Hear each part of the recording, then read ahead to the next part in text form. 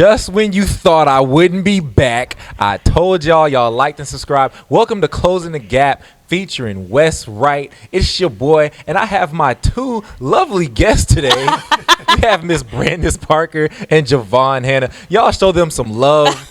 Shout them out in the comments, because I almost didn't bring them back, but here we are, right? And I think we're going to talk about a very fun topic today as to why they're back on my show. Oh my goodness.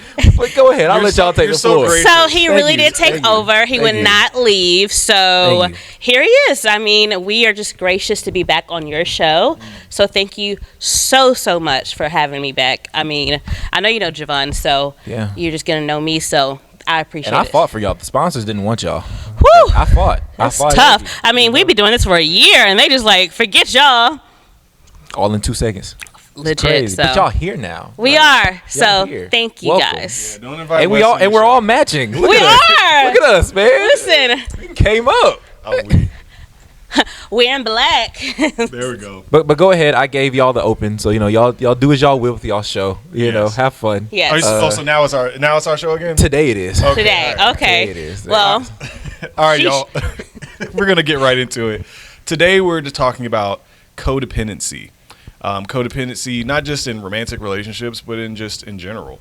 And I'll start by reading a couple of definitions I got for it. Codependency is a learned behavior that can be passed down from one generation to another.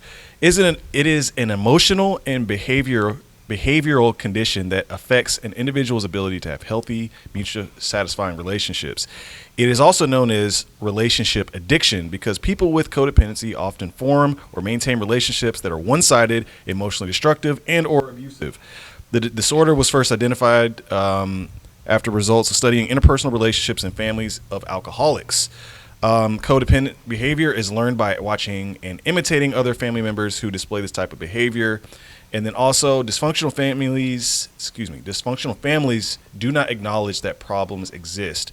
They don't talk about them or confront them. As a result, family members learn to repress emotions and disregard their own needs. They become survivors. They develop behaviors that help them deny, ignore, or avoid difficult emotions. They detach themselves. They don't talk. They don't touch. They don't confront. They don't feel. They don't trust. The identity and emotional development of members of a dysfunctional family is often inhibited. Last part. Attention and energy focus on the family member who is ill or addicted. The codependent person typically sacrifices his or her needs to take care of a person who is sick. When codependents place other people's health, welfare, safety before their own, they can lose contact with their own needs, desires, and sense of self. Ooh, that was a long definition. But it's all facts. Hey man, you might have done this before. Right? Was that like a page in Webster? I'm just kidding. It was, just from a little research, So I'm pretty good at that, So flex right there.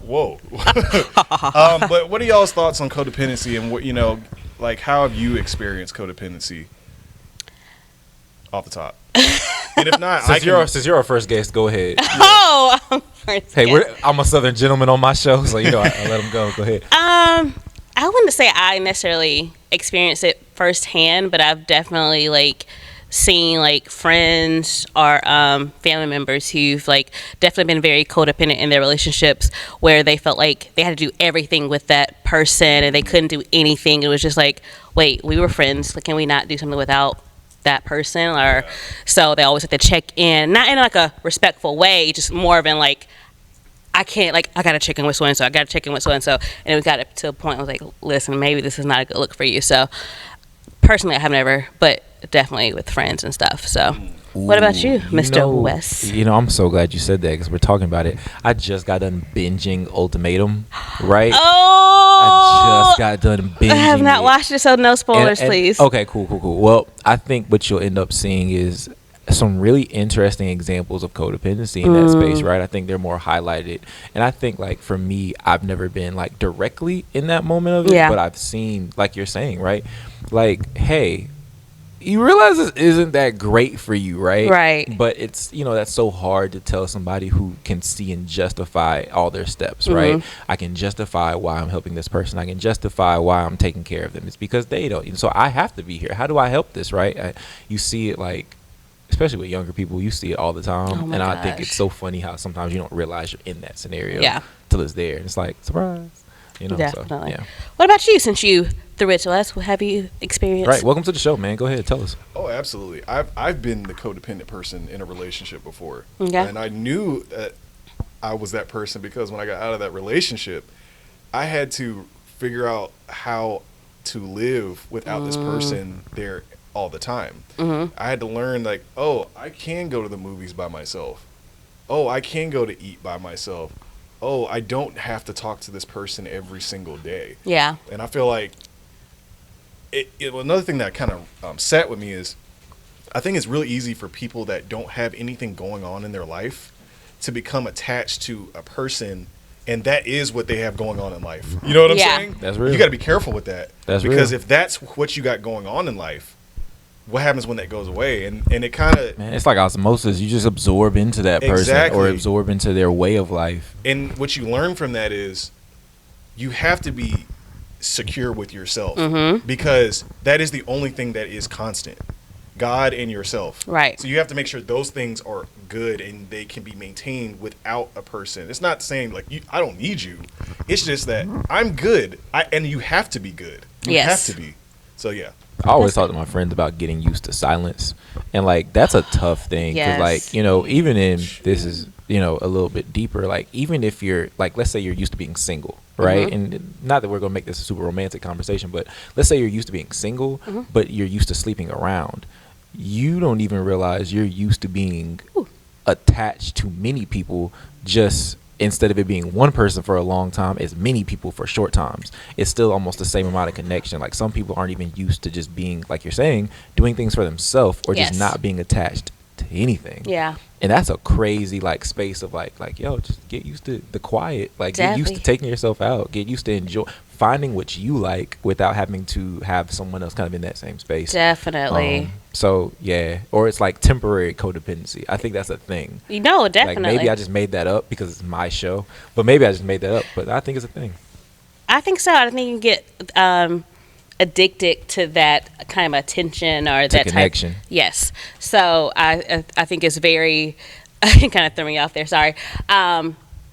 I think it's very important so that, like Jo'Van said, to stay tuned into yourself, so that way you can recognize, like, okay, maybe this is not a good look for me, or I'm getting too addicted or attached to this person where I can't even function without them or whatever. So I think you do need to have like that self-aware and be able to have that long time to do reflection of saying like, oh wait, no, I'm doing this. It's not a good look. So yeah. Yeah, for sure. You gotta you have to It's okay, bro. You'll get used to it. You know, y'all will be here more often. I'm not used to being on TV. Right. This is so new for us. Like, oh, I was so nervous. Yeah, you can't, and you there's like indicators, I think. When you start, let's say you talk to your friend every single day, and you get in your relationship, and it's not like, I mean, okay, if you talk to them every other day now, that's not that weird. Right. If you start talking to them like once a week, it's like, maybe it's not that big of a deal, but you got to pay attention to stuff like that.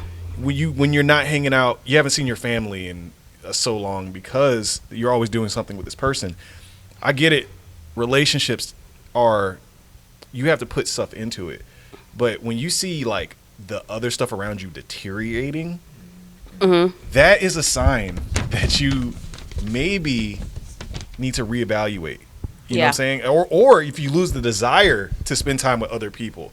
It's like, oh, all I need is this. All I need is that. It's like, man, nah, that's not how it's supposed to be. Not to me. Yeah. And I think touching into the addiction side really quickly, I always tell people to audit their relationships so that you can see, like, if on paper I can audit what are our interactions like? Do we have good times, bad times? And like, for example, any addiction, what am I getting from this and how is it hurting me in that same space? so and you important. have a whole list of stuff that hurts you from it, but you can't break away from it. I think that's a huge sign of saying I might be attached to this and not even know it. So. Yeah, I just want to like point out a couple of signs that you might be in a codependent relationship or just a codependent personality in general. You have difficulty making decisions in a relationship where you always have to like, oh, I don't know. Let me see, like, Jo'Van, what do you think about this? Or you cannot make your own decision. A lack of trust in yourself, having poor self-esteem, having fears of abandonment, or an obsessive need for approval, difficulty identifying your feelings, valuing the approval of others more than valuing yourself, Yeah, and just have a horrible self-worth, and it depends on others to what they think about you. Man, one of those really resonated because it's just like you have to have confidence in your voice. If you feel like everyone else's voice is superior to yours, you're going to be dependent on other people's direction. Right. And you'll never end up where you really truly want to Exactly. be because you're never actually going where you want. Exactly. You're depending on other people to take you there. And that's scary because you don't know where you'll end up. Exactly. You know what I'm saying? So I think that's really important, because when you're in that space, you're never going to take that move to improve yourself, because you're just going to be like, I don't know, you're going to live in fear and just like second guess every step you take. So that is, I like you brought that up. And the last thing I'll say is you can't be scared. Like, you can't be scared of losing somebody to the point where you'll do anything to keep them. Like, it's one thing to be like, oh, I don't want to lose you because I enjoy you. Like, you bring me happiness, you bring me joy, you push me. Mm-hmm. That's one thing. It's like, oh, I like this. I don't want to lose this. Right. It's another thing to say, you sustain me. You know what I'm saying? Like, I can't, like, when I wake up, you're the first thing I think about, and you're what I think about all day. Right. And I can't go on without you. I don't even know where I would go. Yes. At that point in time, it really starts to become parasitic. Yeah. Yes. Like, because I'm literally not gaining anything from this, and it's pulling me into a space where I have less than I started in this space, and it's tough. It is tough. And a lot of times that person that's codependent like that bad, they require so much from the other person, like the validation. They're seeking approval, like the list said. You know, their validation, the approval, the direction. And that other person's just trying to live their life. Right. You know what I'm saying? That becomes, like you said, parasitic. It becomes stressful. That starts to take a toll on you. And the scary part for the codependent person is they start to see that that's pushing them away. Right. And now they're trying to hold on. You know what I'm saying? And it just becomes toxic more and more over time. So yeah. So if you ever find yourself in that type of situation, definitely want to like take that inner reflection and just do that self, like Wes said, the checklist of yourself in a relationship. Like, hey, maybe I am. And if you are and you don't know how to get out, you know what you do? Seek help. Go to a therapist. Like, there's so many different things if you don't know how, like, to get out of that space or whatever. You too lost, you really do feel like you can't go on, you need to talk to someone, whether it is a friend or therapist or whatever. You just need to talk to someone. Don't ever get stuck in that space where you feel like you can't go on without that person or thing, because it could be a substance or whatever. You need to get help. So you need a support group. Definitely. Community. Man, I'm so glad y'all came on my show today. Thank y'all so much. You know, if y'all want to see more of, Jo'Van and Brandice, the two amazing minds, I try, every time they come up here, I try to soak something up from them. If y'all are becoming codependent to the show, I mean, I'm not going to be mad at that a little bit healthy here. Codependent. Make sure y'all like and subscribe. Make sure y'all share. Y'all got anything else, Thank y'all. Thank you for having us, and thank you for just like shedding light to the people. I mean, what you do on an everyday basis, I mean, oh my gosh. Man, we really work hard here. We really work hard. Thank y'all so much. Thank you guys. See y'all next time. Maybe they might. We might have to like call security on him because he is taking over. But next week you will see our lovely faces. Thanks, guys. Bye.